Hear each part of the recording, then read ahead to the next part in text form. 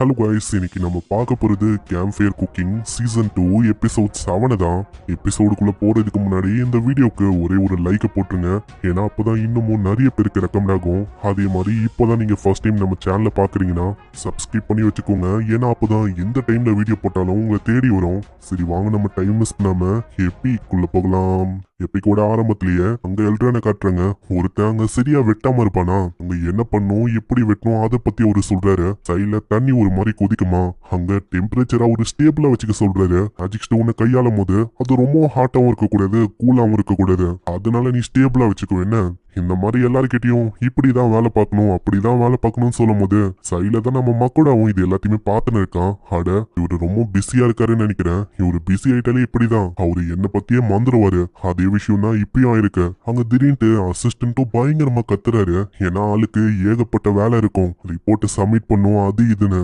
ஆனா அது எதையுமே கண்டுக்காம இங்க ஆளு ஜாலியா இதை பண்ணுங்க அதை பண்ணுங்க அப்படின்னு அட்வைஸ் குத்துன்னு இருக்கான். ஆமா எல்ட்ரன், நீங்க என்ன பண்ணிருக்கீங்க? 1008 வேலை இருக்கும் போது நீங்க இதை பண்ணிருக்கீங்க. கொஞ்சம் பின்னாடி பாருங்க, இவன் நீங்க மக்களாவை வீட் பண்ண வச்சிருக்கீங்க. அங்க எல்ட்ரனுக்கு என்ன சொல்லணும் அப்படின்னு தெரியல. அவரு தரன்னு இழுத்துன்னு போறாங்க. இதுக்கப்புறம் தான் எதுக்காக மக்கோடாவா அவரு இங்க வர வச்சாரு அப்படின்னு அசிஸ்டன்ட் அங்க சொல்றாரு. மக்கோடா, உங்களால் தான் இப்போ நாங்க பிரச்சனையே இல்லாம இருக்கோம். அதே மாதிரி எதுக்காக நாங்க உங்களை வர வச்சோம்னா, அன்னைக்கு ஒரு நாள் உங்ககிட்ட நாங்க பொருளை வாங்கணும். அந்த பொருளுக்காக தான் இப்போ உங்களை வர வச்சோம். என்ன ஆச்சுன்னா, இந்த பேக் நீங்க தொடங்க. நம்ம ஆளுக்கு என்னது அப்படின்னு அவனுக்கு தெரியல. பேகை திறக்கும் போது ஒரு கலர்ல ஜெம் ஸ்டோன் இருக்கு. அட என்ன இது, எவ்வளவு இருக்கு? ஆக்சுவலா இது என்னன்னு தெரியுதா?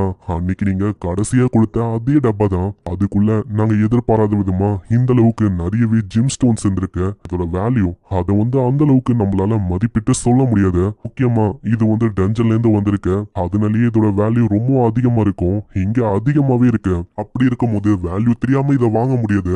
அதே டைம்ல எங்க கிட்ட அந்த அளவுக்கும் இப்போ பட்ஜெட் இல்ல. ஆல்ரெடி பட்ஜெட் ரொம்ப அடி வாங்கிச்சு.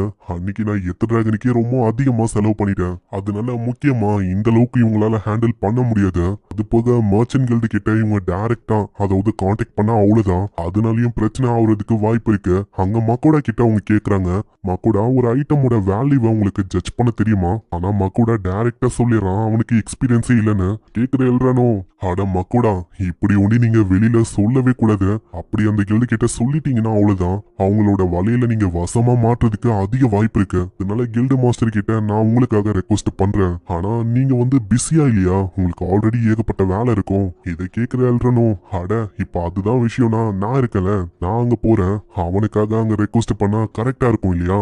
ஆமா, என்ன சொல்லிருக்க? இந்த மாதிரி நேரத்துல ஒர்க்க ஸ்கிப் பண்ணிட்டு இந்த வேலையை பார்க்கலாம் அப்படின்னு யோசிக்கிற அதானே? அதுக்கும் ஒரு பயங்கரமா மிரட்டுறாரு. நீங்க அப்படி உங்களோட ஒர்க்க ப்ராப்பரா பண்ணலன்னு வச்சுக்கோங்களேன், நீங்க எத்த டிராகனுக்காக ஏகப்பட்ட பொருள் எல்லாம் வாங்குனீங்களே அது எல்லாத்தையுமே நான் சேல் பண்றேன். அதனால ஒர்க்க ப்ராப்பரா பண்ணும். இல்ல நீங்க அப்படி பண்ணக்கூடாது. ஏன்னா அதை வச்சு நான் ஒரு ஸ்வாட உருவாக்கலாம் அப்படின்னு நான் யோசிச்சேன். இதுலயே நம்மளுக்கு தெரியுது இவருக்கு டிராகன் மேல எந்த அளவுக்கு லவ் இருக்குன்னு. அங்க அசிஸ்டன்ட்டும் அவங்க சொல்றாரு, சரி நான் ஒத்துக்கிறேன், நீ இந்த விஷயத்த ஒழுங்கா பண்ணா நான் எதையுமே சேல் பண்ணல, கண்டிப்பா நான் அதே மாதிரியே விஷயத்த பண்றேன். இதுக்கப்புறம் அவங்க கில்டு மாஸ்டரை மீட் பண்ணோம். அதுக்கு இன்னமும் ஒரு 2 ஹவர் இருக்குமா. நல்ல அசிஸ்டன்ட் கிட்ட நம்ம ஹீரோ கேக்குறான், இப்படி அவங்க போறதுக்கு டைம் ஆகும், எங்களுக்கும் பசிக்குது, நாங்க சாப்பிட்டு வரோம். இதுக்கப்புறம் அவங்க மார்க்கெட் பக்கம் போகும்போது அந்த இடத்துல எதுவும் சமைக்கிற மாதிரி ஒரு ஸ்மெல் வரும். அங்க ஃபேலுக்கா அங்க பசி பயங்கரமா எடுக்குது. என்ன ஃபேல், அப்பனா இங்கேயே வாங்கிட வேண்டியதுதான். அங்க எதுவும் கிரில் பண்ண இருக்காங்க. அந்த கடைக்காரரும் ரொம்ப பயந்து போயிடாரு. ஐயோ என்ன இது? நீங்க பயப்பட வேணாம், இது என்னோட ஃபேமிலியே தான், சேஃப் தான், எந்த விதமான பிரச்சனையும் இல்ல. ஐயோ நான் ரொம்ப பயந்து போயிட்டேன், ஏதோ ஊருக்குள்ள மாஸ்டர் வந்துச்சோ அப்படின்னு யோசிச்சேன். சரி ஃபேலு, உனக்கு இந்த கிரில்லு இது எத்தனை வேணும்?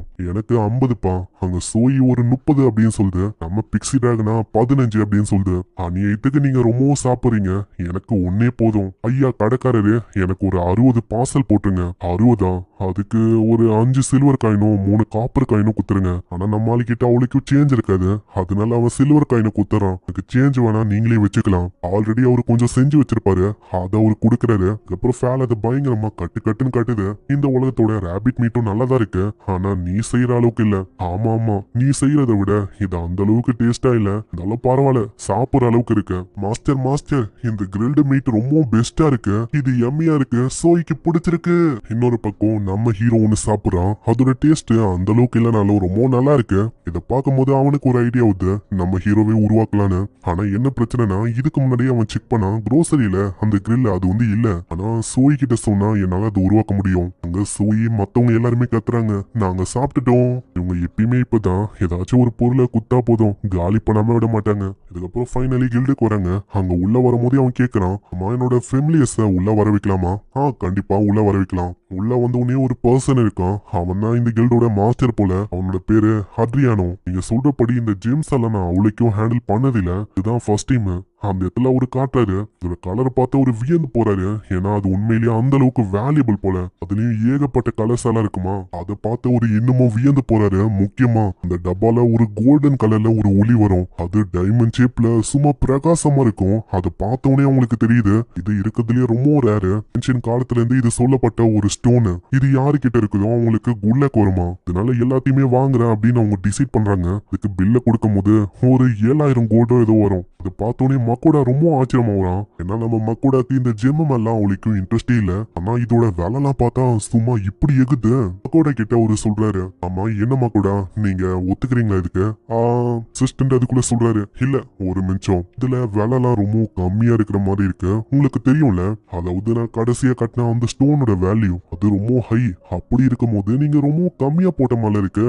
இந்த மாதிரிலாம் நீங்க பித்தலாட்ட பண்ணீங்கன்னா எங்களால ஃபியூச்சர்ல டீலிங்க போட முடியாது. அதனால யோசிங்க, இல்லன்னா நாங்க கிளம்புற மாதிரி இருக்கும். டீல் அவங்க விடுறதுக்கு ஆசைப்படல, அதனால திரும்பவும் ரீரைட் பண்ணி தராங்க. இப்போ 7000ல இருந்து டைரக்டா 9000க்கு போயிடுச்சு. நான் சுத்தமா எதிர்பார்க்கல, இது முன்ன விட இப்போ ரொம்ப அதிகமா இருக்கு. இது வந்து உங்களுக்கு ஓகேவா? பரவாயில்ல, இது ஓகே.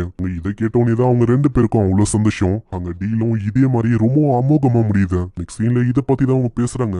நல்ல வேலை நான் வந்தேன், இல்லன்னா அவ்வளவுதான், உங்களை ஏமாத்தி ரொம்ப கம்மியான விலையில வித்திருப்பாங்க. உடனே எழுறானோ, இதுவே நான் அங்க வந்திருந்தா கண்டிப்பா டபுள் மடங்கோ ட்ரிபிள் மடங்கோ ரொம்ப அதிகமா உங்களுக்கு வித்திருப்பேன். மக்கோடா உங்களோட அட்வென்ச்சர் கார்டு அது கொஞ்சம் எடுங்க.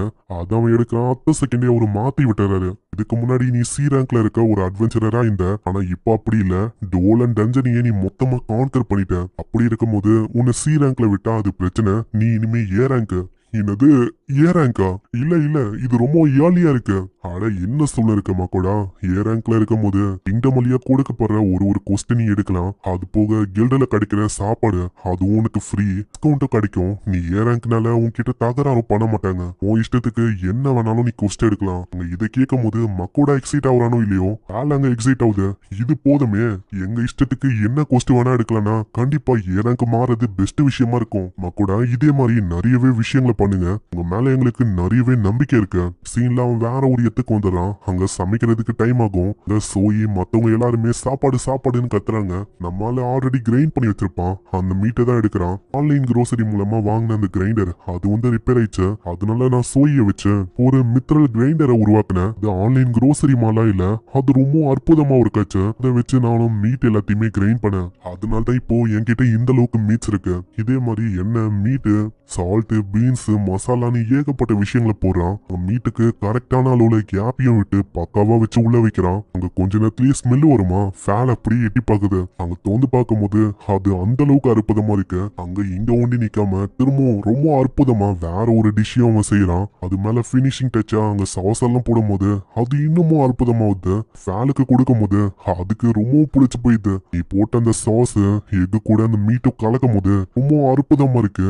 வாயில அப்படியே கரையுது. ஆமா ஆமா, இந்த மீட்டு வந்து ரொம்ப ஜூசியா இருக்கு. இதோட டேஸ்ட் அப்படியே நாக்கிலேயே ஒட்டிக்கும் போல, அந்த அளவுக்கு ரொம்ப அற்புதமா இருக்கு. ஆமா ஆமா, சோய்க்கு இது ரொம்ப பிடிச்சிருக்கு. எக்குனா சோய்க்கு ரொம்ப பிடிக்கும். இதுல எக்கு, மீட்டு எல்லாமே இருக்கு. சோய் ரொம்ப ஹாப்பியா இருக்கு. நீங்க சாப்பிடும் போது உண்மையிலேயே ரொம்ப ஹாப்பியா தான் இருக்கீங்க. நம்ம ஹீரோ அதை டேஸ்ட் பண்ணி பாக்குறான். அதோட டேஸ்ட் அள்ளுதாங்க. நெக்ஸ்ட் சீன்ல நைட் ஆயிடுது. அந்த இடத்துல அசிஸ்டன்ட் அவர் தானே ஏகப்பட்ட உதவி அங்க பண்ணாரு. ஒரு மூலமா தான் நம்ம ஹீரோக்கு அதிகமான அளவுல கோல்டு கச்சிருக்கும். அதனால அவருக்கு ஏதாச்சும் பண்ணணும் அப்படின்னு அவன் யோசிக்கிறான். நான் கேள்விப்பட்டேன் அந்த அசிஸ்டன்ட்டுக்கு ஒய்ஃபும் பசங்களும் இருக்காங்களாம். அப்படி இருக்கும்போது நான் என்ன தரது, கிஃப்டா சாக்லேட்டையும் ஸ்நாக்ஸையும் தரலாமா? அது பக்கவான கிஃப்டா இருக்கும். இது வந்து ஓகேவா இருக்கும்னு நினைக்கிறேன். இதோட டேஸ்டும் அற்புதமா இருக்கு. இதுக்குன்னு சில பல எஃபெக்ட்ஸும் இருக்கு. அதாவது இந்த ஸ்நாக்ஸ் சாப்பிடும் போது 1% மேஜிக் வந்து அதிகமாகுமா, அதுவும் 2 மிஞ்சத்துக்கு. இது ரொம்ப சேஃபான விஷயம் தான், அதனால இது பக்காவா இருக்கும். இன்னொரு பக்கம் அங்க இன்னமும் காடஸுக்கெல்லாம் பயங்கரமா வயிறு எரியுது. ஏன்னா போன எபிசோட்ல இருந்து நம்மளால எந்த விதமான ஆஃபரிங்கும் பண்ணல. முக்கியமா ஜெலஸா ஃபீல் ஆகுது அந்த ஃபேமிலியஸ் மேலதான். அவங்க ஒண்டிதான் ருசியா எல்லா டைம்லயும் சாப்பிடுறாங்க. ஐஸ்கிரீம் டஞ்சன்ல கூட அவங்க மீட் எல்லாம் அற்புதமா சாப்பிடுறாங்க. முக்கியமா அந்த ஃபர்ஸ்ட் காடஸ் அவங்க தான். அவங்களுக்கு வயிறு எரியுது. அவங்க ஒண்டி கேக்கு ஸ்வீட்டு இதெல்லாம் சாப்பிடுறாங்க. இதெல்லாம் சரியில்ல, எனக்கு அது வேணும் அப்படின்னு அவங்க கத்தின்னு இருக்காங்க. இன்னொரு பக்கம் மத்தவங்களுக்கும் ரொம்ப ஆர்வமா இருக்கு. நான் நம்ம ஹீரோவோட உலகத்துல டிஃப்ரெண்டான ஐட்டம்ஸ் இருக்குல்ல, அதனால என்னென்ன இருக்கு, சரக்கும் டிஃப்ரெண்டா இருக்கும்ல, அதை நினைச்சு அவங்க எக்ஸைட் ஆகுறாங்க. இன்னொரு பக்கம் நம்ம ஹீரோ அவங்க ஸ்வீட்ஸை கொண்டு வந்து தரான். அதுல வித்தியாசமா ஒரு பொண்ணோட சிம்பிள் இருக்கும். ஆமா, இந்த பொண்ணு யாரு? இந்த பொண்ணு அவரு வேற மாதிரி யோசிக்கிறாரு. அதாவது இந்த பொண்ணு நான் கூட இதுக்கு முன்னாடி இருந்தால அந்த கண்ட்ரியோட பிரின்சஸ் அப்படின்னு அவரு யோசிக்கிறாரு. நான் எப்படி ஒரு கிட்ட சொல்றது, அது ஒன்னும் அப்படி இல்ல, இது அவருக்கு சொன்னாலும் புரியாது. சரி அப்படியே ஏத்துக்கிட்டோம், நீங்க நினைக்கிற மாதிரியே வச்சுக்கோங்க. ஆனா மக்கூடா, நீ சொல்றபடி பார்த்தா இது ரொம்ப வேல்யூபிளா எனக்கு தெரியுது. எவ்வளவு கொடுக்கறது ஓகே தானா? பரவாயில்ல, உங்க ஃபேமிலி கூட என்ஜாய் பண்ணி சாப்பிடுங்க, அதுவே போதும். ஆமாமா கூட, நீ சொல்றது உண்மைதான். என்னோட ஃபேமிலிக்கு கண்டிப்பா இது பிடிக்கும். இதுக்கப்புறம் குட்டி உண்டு ஒரு சின்ன அனிமேஷனை காட்டுறாங்க.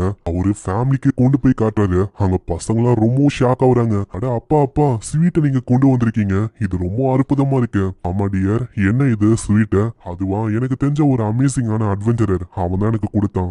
அப்பா இதுல என்ன ஒரு பொண்ணோட முகம் இருக்கு. அந்த சின்ன பொண்ணு இருக்கல, அவ வேற நாட்டோட இளவரசி. அட அப்படியா, எனக்கும் அந்த மாதிரி மாறணும் அப்படின்னு ரொம்ப ஆசைதான். இப்படி இவங்க சொல்ல இருக்கும் போது அங்க ஒய்ஃபும் கேக்குறாங்க, ஏங்க நம்ம இந்த மாதிரி ரொம்ப ரேரான ஸ்வீட்டை சாப்பிடுறது ஓகே தானா? அது பிரச்சனை இல்ல, அவரு ரொம்ப நல்லவரு, எங்க எழுதுக்காக ஏகப்பட்ட நல்ல விஷயங்களை பண்ணிருக்காரு. ஒரு தான் நம்மளுக்குன்னு கொடுத்தாரு.